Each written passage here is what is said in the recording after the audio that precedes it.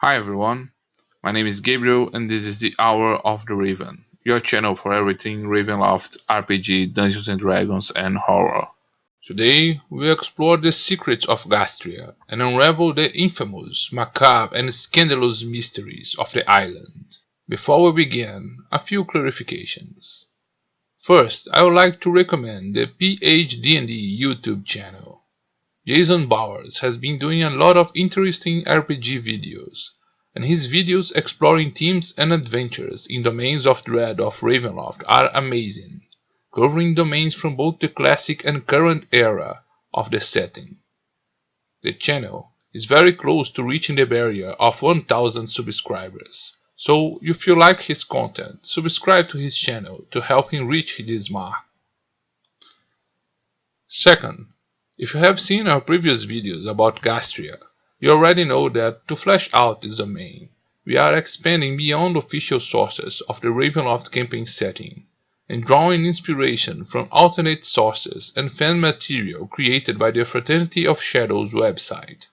The domain of Gastria first appeared in an RPGA adventure called Dance of the Dead, and was later featured in the book Dark Lords.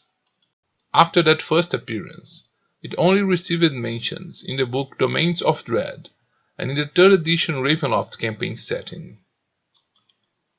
The domain would be covered in one of the 3rd edition's gazetteers, focused on the Sea of Sorrows, but unfortunately, White Wolf's license to release books for the setting came to an end, and these books were not written. The Ravenloft fan community wouldn't let the setting rot in oblivion. The Fraternity of Shadows website, the most well-known and organized site for fans of the setting, has published netbooks that continue the gazetteer proposal, exploring in depth the domains of dread.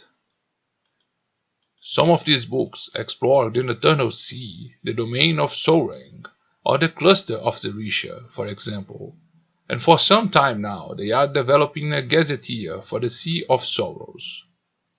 Although the Sea of Sorrows gazetteer is not yet finalized as a book, some of its passages describing domains have already been previewed by their authors in Court of the Raven netbooks. In the video description, I will also leave the link where you can download the netbook. The next videos about Gastria will be based on the official material and the article about Gastria written by David Jester Gibson. The article on Gastria was published as a preview of the Gazetteer of the Sea of Sorrows, and it's possible that the final text will change when the Gazetteer of the Sea of Sorrows is finally published. Are you ready? In our travels through the Sea of Sorrows, in search of the whereabouts of Dr. Rudolf von Richten, we stopped for a short period on the island of Gastria.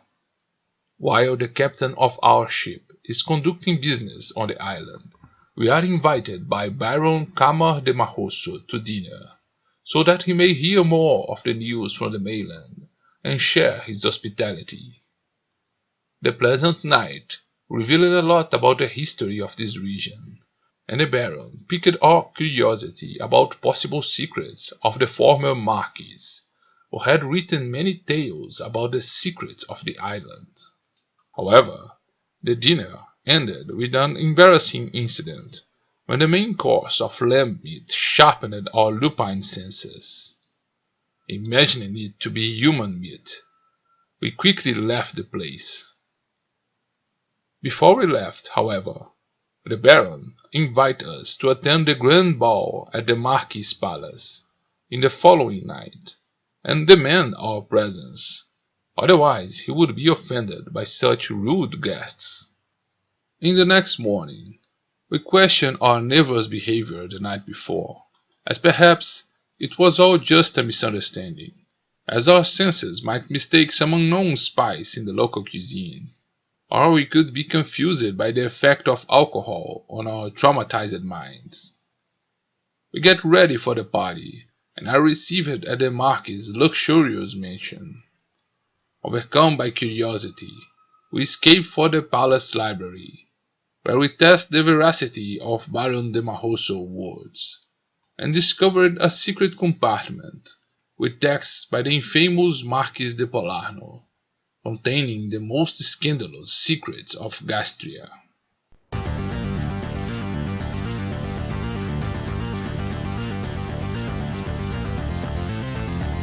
Power of Raven.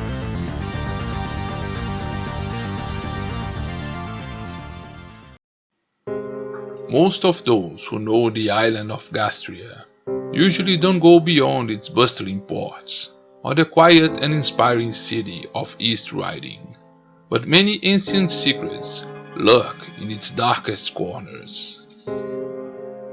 Today, the region is almost completely deforested, and the island only keeps 2 regions of dense and native vegetation. And in the westwood, there are strange fey creatures that seem to guard and protect their last refuge. Legends say that the timber from this forest is magical and resistant, and it is much desired for building ships. But there are several loggers who disappear in these woods, victims of these supernatural creatures. To the north of the island, strange hills also hold secrets and cursed treasures.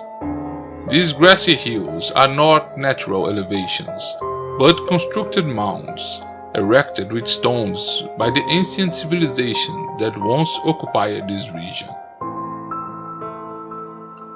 These stone cairns are tombs, where dead ancestors and their treasures are buried, from the first civilization and culture that occupied these lands.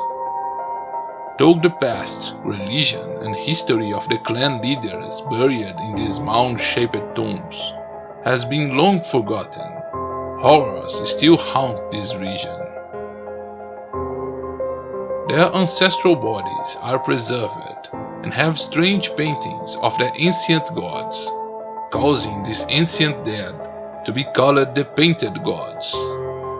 Those who disturbed their sleep and stole their treasures may meet a terrible fate. Stealing the tomb of one of these stone cairns often brings curses and nightmares to the thieves, and some of the ancestral dead may even attempt to possess the bodies of those who hold their stolen sacred objects, yearning to have the flesh of the living once more, to fulfill their desires for revenge.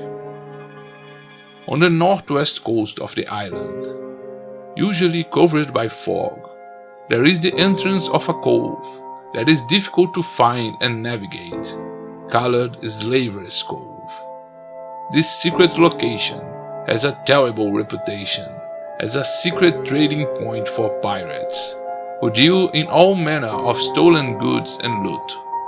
Ominous rumors have it that aristocrats on the island have repeatedly traded with pirates for slaves to satisfy their most perverse and morbid desires, and the location is also a means by which one could land in Gastria without passing through one of its busy ports.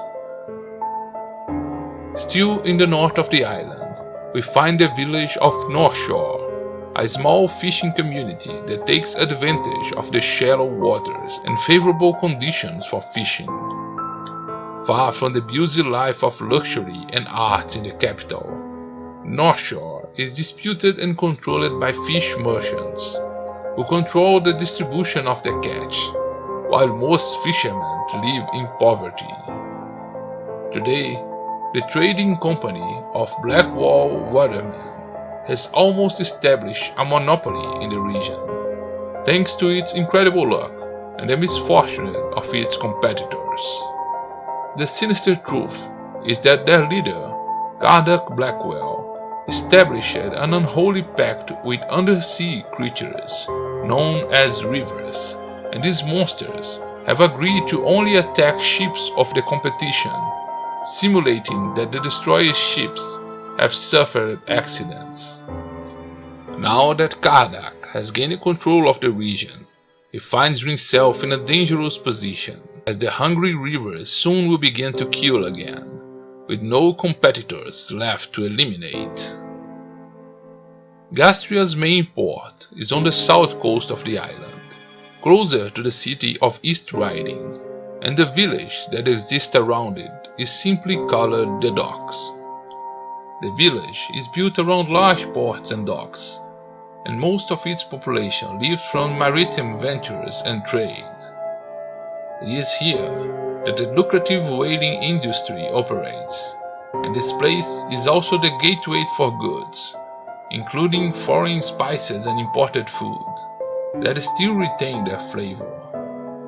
Large trading companies have been established in the region, and are constantly on the lookout for adventurers or mercenaries to protect their wealth and enterprise. The docks are also the scene of a secret war between thieves' guilds who fight for control of the port.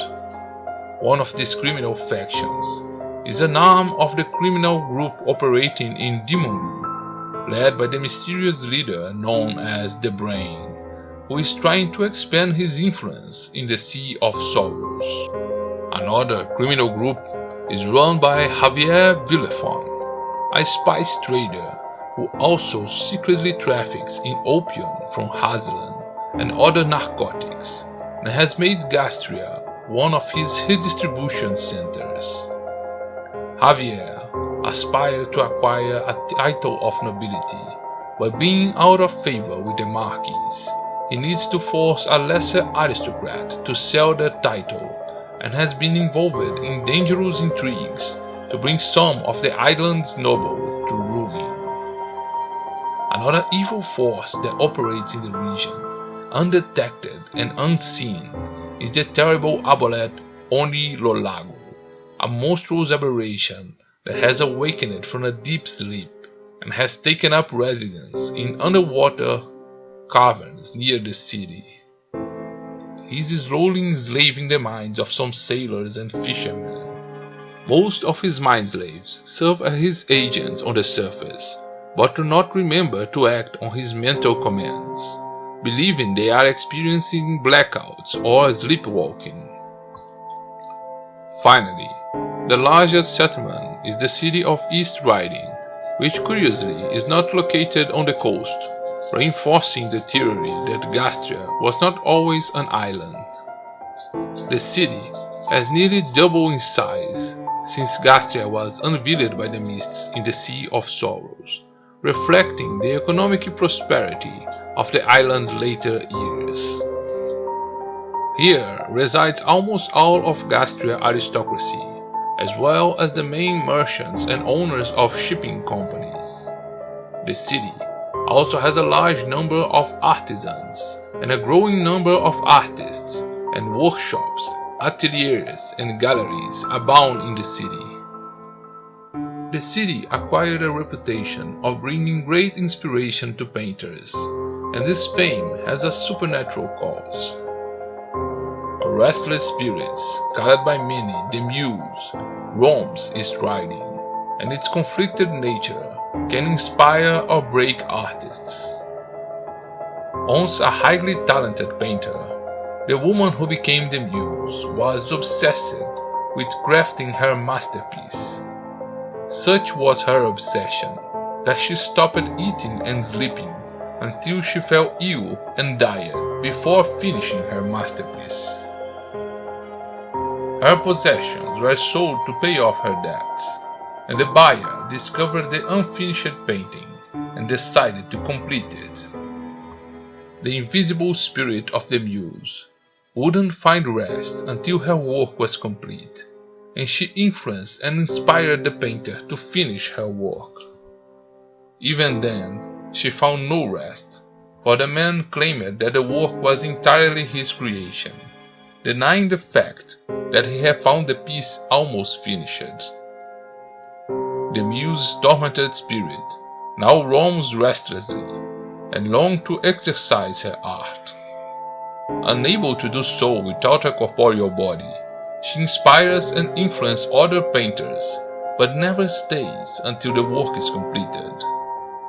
Knowing that she will never be recognized for her contribution, or credited as the author of the piece, she leaves the artists to their fate before the paint is completed, so they can suffer as she did.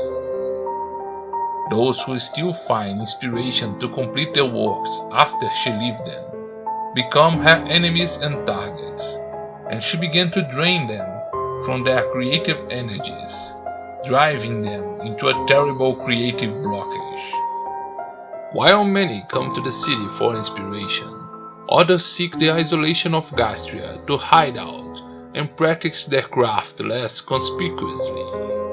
This is the case of the sculptor Alexander Dussel, who fled from Port Alucine. He is a wax golem that was animated by the obsession of its creator, and now poses as him, creating wax monsters in his museum. Fleeing from Pont-à-Mouseux in Richelieu, the painter Henry Miller has also found refuge in Gastria, where he tries to hide his lycanthropy as a cursed werewolf. Directly from Borca, the renowned musician Astolfo Pagnotto also made the city of East Riding his refuge while composing his music pieces. Known for his dark music and sensuality, Pagnotto had to leave the continent fearing he would be assassinated by Piero Fiorentini, who swore him to death after he seduced, impregnated, and abandoned his daughter. Pagnotto has so far succeeded in hiding from his assassin, but his presence has attracted another monstrosity to the city. A dangerous red widow, a monster who disguises herself as a beautiful woman, wants to above all to obtain Astolfo Pagnotto for herself. Many other scholars, academics and alchemists arrive from Borca to live in Gastria, but with a more sinister purpose. The tasteless properties of Gastria's food make it the perfect place to grow and produce poisons, and many exploit this trait to increase the lethality of these treacherous weapons. Gastria also has a large number of writers, some of which are of great renown. The macabre writer Eric Allen resides in East Riding, and his books have been considered disturbing and subversive, as many young people who read his works have been influenced to repeat his macabre deeds described in his dark tales of death and suffering. The truth is that Eric Allen's bright and dark mind has been influenced by his editor, a creature that presents itself as an elf-colored liana, but who is in reality a fey creature that emerged from the Shadow Rift, and is deeply interested in testing how to subliminarily manipulate the minds of mortals. Another well-known writer residing on the island is the writer Jade Rothwell. This Lamordian writer became famous for writing historical romances, adapting tragic events from various kingdoms and regions of the Land of the Mists for her works of fiction. Although she says that inspiration comes to her in her dreams, Jade Rothwell is a seer, and her novels are written based on visions she has of the past. So far, her works have been classified as mere fiction, but it won't be long before some powerful Dark Lord or immortal creature realizes that the amount of details of the past presented in her works cannot be merely the work of chance and research, and decide to silence her in retaliation. By far, the most influential works to come out of Gastria are the infamous, scandalous and immoral tales written by the first Marquis Stefan de Polano, a figure surrounded by secrets and sinister rumors, and that was brutally beheaded and impaled by an angry mob who feared he was one of the undead. When some of his manuscripts were recovered from his palace, however, his readers were scandalized by his works, which represented every kind of perversion, debauchery and fetish, in addition to being immoral and offensive to every kind of religion, dogma, moral, or social custom. His rather controversial work was the subject of intense debate. Many wished to destroy such infamous writings, while for others such pages became the most valuable of treasures. With the unveiling of Gastria by the mists in the Sea of Sorrows, some of his texts reached the continent and have gained the attention of select readers in the core. Part of the promotion to spread these texts was due to a secret society known as the Polanists. Followers of the works of Marquis de Polano, the Polanists reject any authority and value of aristocracy and religion, and seek only to selfish satiate their desires in an eternal search for pleasures and sensations. In secret meetings, they debate their philosophy, read texts and works by the Marquis, and satisfy their infamous desires, sometimes with acts of cruelty, and using captured and kidnapped people for this purpose. This secret group has gathered influential members of society, and bases of this secret club have spread out, taking the Polanists to the continent, spreading the corrupting texts of the Marquis. In addition to the Polanists, other secret groups have gathered the aristocracy of Gastria. The Divinité de la Claire is an elite group which meets once a month to consume the most elaborate and exotic dishes. Its members usually compete and spare no effort to present the most extravagant and tasty dish of the season, importing spices and ingredients, and even financing expeditions or hiring adventurers to capture and bring the most diverse meats or ingredients. A few decades ago, however, Baron Camar de Maroso joined this elite group and proposed a new idea to its fellow members, a dish they never tasted before, composed of human flesh. His suggestion shocked many, but after some prodding, the arrogant and elitist aristocrats eventually accepted the suggestion and discovered that the flesh of sentient creatures did not lose its flavor in Gastria. The cannibal experiment soon became frequent in this elite club, which also began to seek out other sentient races for gastronomic purposes. These nefarious acts have transformed them into a grotesque type of ghoul, slowing their aging, but making them addicted and dependent of eating the flesh of sentient creatures, otherwise they will quickly wither and die.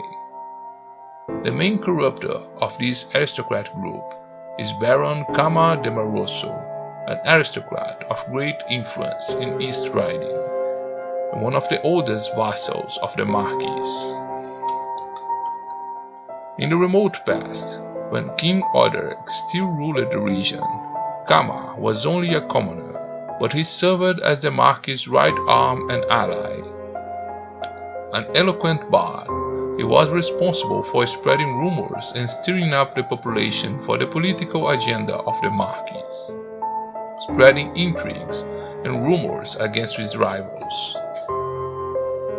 Camar remained loyal to his master, even during the period of the Marquis' imprisonment, and later helped him in his plans for revenge. When the Marquis finally ascended as ruler of Gastria, Camar was rewarded with the title of Baron and lands, and became his right-hand man in the island government, being the de facto ruler for day-to-day affairs during the rule of the first Marquis Stefan de Polano, who had little interest in governing. Camar was an appreciator of the good life and fine arts, and surrounded himself with riches and luxury.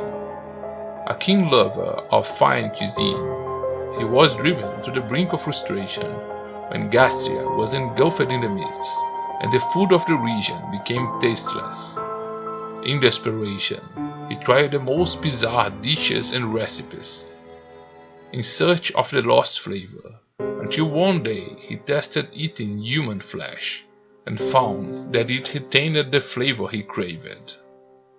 The Baron became a cannibal, and did not hesitate to kill to satisfy his hunger, and he was also ready to devour all victims of Marquis Stefan, often eliminating all evidence of their bodies. The mist corrupted him into a different kind of ghast. As long as he feeds weakly on the flesh of a sentient creature, he does not age, and has served as a vessel to the Marquis for centuries. He uses his paralyzing touch as his main weapon, and many victims experience his abuse and hunger while they are still alive. For years he effectively ruled the island on behalf of the Marquis, and was also his master's eyes and ears for matters beyond the borders of Gastria. On these trips to other domains, he indulged in exquisite banquets and satisfied his cravings. He was away on one of these trips when a group of adventurers attacked the Marquis in his palace, set fire to his home, and when an angry mob invaded the property to decapitate and impale the Marquis.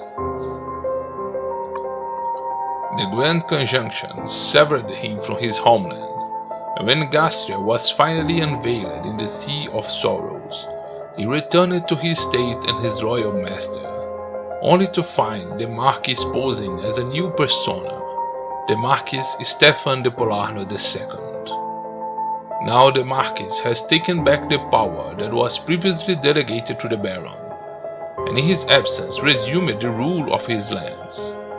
The Baron, however, resents having been relegated by the Marquis, and gradually plans to seize power on the island. He tries to subterfuge traveling adventurers to uncover and confront the Marquis, and is actively turning aristocrats into ghouls under his influence, inducing them to become cannibals. In East Riding, we can also find ruins of an ancient cathedral that was burned and destroyed by the tyranny of the Marquis. Although many didn't understand their ruler's sudden lash and fury against religion, the reasons for this violent retaliation are the ghost of Lady Analis, a witch who haunts the paintings of Gastria. Lady Analis was an aristocrat with great ambition for power, and kept the secret of being a powerful witch, with knowledge of the dark arts. Although she married a lesser noble, she became the mistress of both King Odoric and Marquis Stefan, and secretly participated in their intrigues for power. When King Odoric arrested Marquis Stefan after he agitated the population against his reign, he asked his lover for a way to neutralize the Marquis, and it was she who suggested making a magic painting to imprison his soul in a portrait, so he never again had any feelings or joy of living. The Marquis had his soul stolen, and lost his charisma and pleasure in life, but not his desire for revenge. After he poisoned King Odoric and the entire royal court, he became the highest noble and ruler of Gastria, and Lady Analis, who had escaped the murderous rampage, approached the Marquis once more, hoping to become his queen. Immune to her charms, he feigned proximity and suggested that they do a painting portrait of the future queen. During the painting, however, he threw poisonous paint over her entire body, which led to a slow and agonizing death. She cursed Stefan as she lay dying, but her spirit found no rest. Analis is now a ghost, haunting the paintings of Gastria. Her figure can appear in any frame of the domain, and even interact with elements of the painting, as if they were objects. Soon after she leaves the painting, however, they all turn back to normal once more. Although limited to this peculiar form of haunting, she travels through the domain's frames to spy on everything that happens and plot her revenge against the Marquis. In the past, she began to appear in paintings in the old cathedral, posing as a holy figure, and through elaborate gestures and signs, she began to reveal the Marquis' secrets to the priests, until the day Stefan finally discovered her revelations. For this reason, the Marquis destroyed and burned the church, and banned religious practices from all Gastria. Analis' ghost was not destroyed, however, as only the destruction of the painted portrait performed at the time of her murder could set her free. She waits patiently for attentive observers of the art, who may one day see her silent pleas and grant her wishes.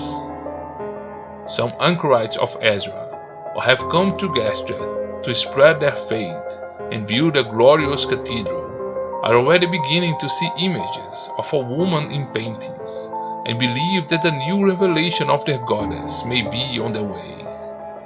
The insidious haunting of the witch Analis continues to sway people towards her dark designs. As we finish reading Marquis Stefan's scandalous text exposing the secrets of Gastria, we hear sounds approaching the library, and we quickly retreat through a door to hide in an unknown part of the palace. Unable to return from where we came, we find ourselves in a corridor of the vast palace, and we continue exploring the halls in search of an exit, until we came across a vast art gallery. Magnificent paintings adorn the walls, and some seem to stare at us disturbingly by the light of our candles. In one of the paintings, a beautiful woman seems to be pointing in one direction, and our eyes follow to a door hidden by sumptuous curtains.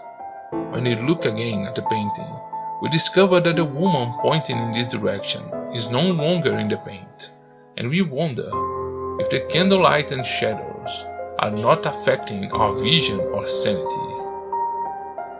After this hidden door, we discover a large room where a single painting seems to dominate the environment, a portrait of the handsome and imposing Marquis.